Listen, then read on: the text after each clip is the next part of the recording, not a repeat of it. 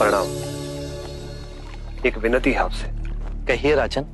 पिछले कई दिनों से मेरे स्वप्न में मेरे पिताश्री आ रहे हैं।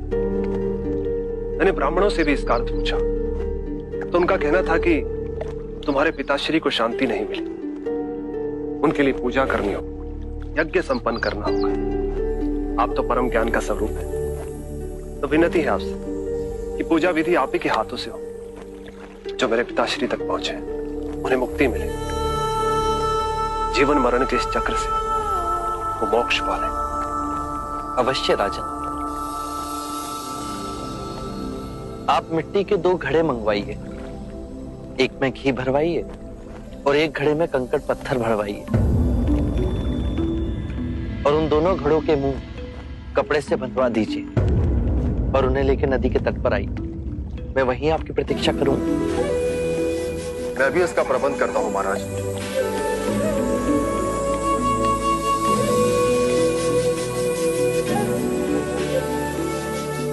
महाराज, अब आप इन दोनों घड़ों को पानी में डाल दीजिए।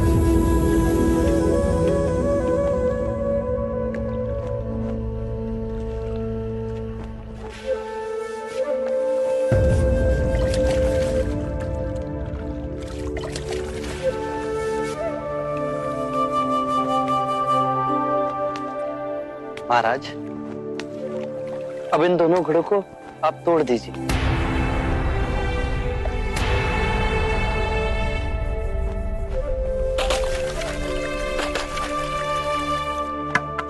महाराज, अब आप ध्यान से देखिए कि ऊपर उठ पानी पर तैरने लगा। अब बताइए, मेरे या किसी और के पूजा पाठ करने से क्या यह घी नीचे बैठ सकता है? असंभव। ये तो घी का स्वभाव ही नहीं। सत्य कहा आप। उसी प्रकार किसी भी पूजा पाठ, विधि विधान, कर्म कांड के द्वारा पानी के अंदर डूबे हुए कंकड़ पत्थर क्या ऊपर आ तैर सकते हैं? नहीं बुद्ध, ये तो प्रकृति के नियम के विरुद्ध है।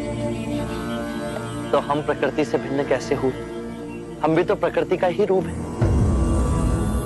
सत्य कहा बुद्ध। एक सत्य ये भी है राजन, यदि हमारे पूर्वजों ने अपने जीवन काल में कंकड़ पत्थर बोए, दुष्कर्म किए, तो वो स्वाभाविक ही कंकड़ पत्थर की तरह नीचे बैठ जाएंगे।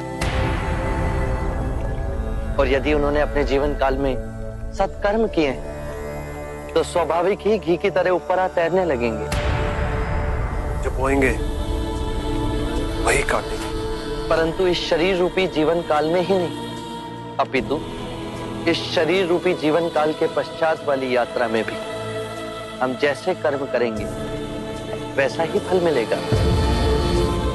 अब बताइए, इस प्रकृति के नियम को कोई पूजा पाठ, कर्म कांड, विधि विधान, यज्ञ हवन मिटा सकता है? राजन, मैं भी इसको नहीं बदल सकता। केवल अच्छे कर्म ही मनुष्य की मुक्ति का द्वार खोलेंगे। ये कैसी तलवार है आपके हाथ में जो एक क्षण में सारे झूठ काट केवल ज्ञान को प्रकाशित करती है। ना जाने कितने जन्मों और भटकता में यदि आपकी कृपा ना होती, इस एक क्षण में आपने अपनी अदृश्य तलवार से मेरे अहंकार का सर भी काट दिया। धन्य है प्रभु।